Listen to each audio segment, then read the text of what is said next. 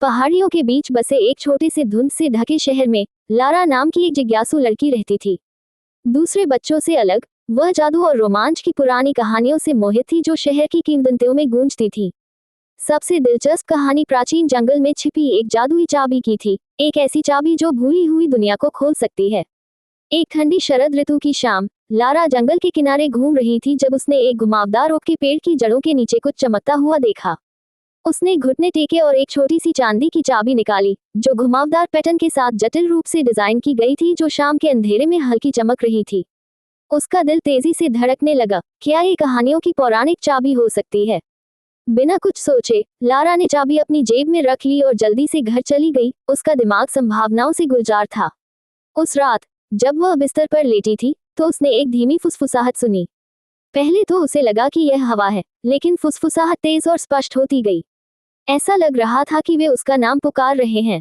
Lara, Lara. वह उठकर बैठ गई। उसकी आंखें अंधेरे में चौड़ी हो गई थी।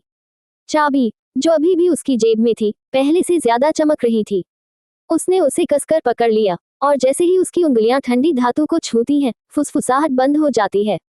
इसके बजाय एक नर्म, लयबद्ध गुनगुनाहट होती है, जैसे कि चाबी खुद जीवित हो।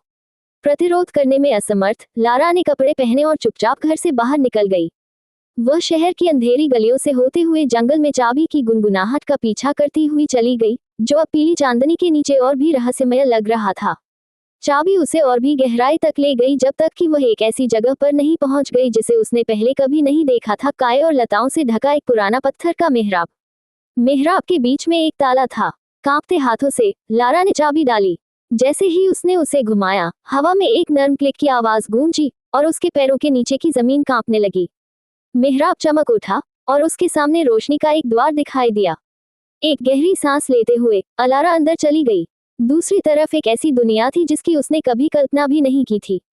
सोने की पत्तियों वाले ऊंचे पेड़ आसमान में फैले हुए थे और चमकते हुए जीव हवा में उड़ रहे थे। उनके पंख हीरे की तरह चमक रहे थे। चांदी के पानी की नदियां फूलों के खेतों से होकर बह रही थी, जो नर्म, मधुर आवाज में गा रहे थे। सब कुछ जादू से जीवंत लग रहा था, लेकिन ये दुनिया शांतिपूर्ण नहीं थी। दूरी पर लारा एक चट्टान पर स्थित एक अंधेरे, अशुभ महल को देख सकती थी।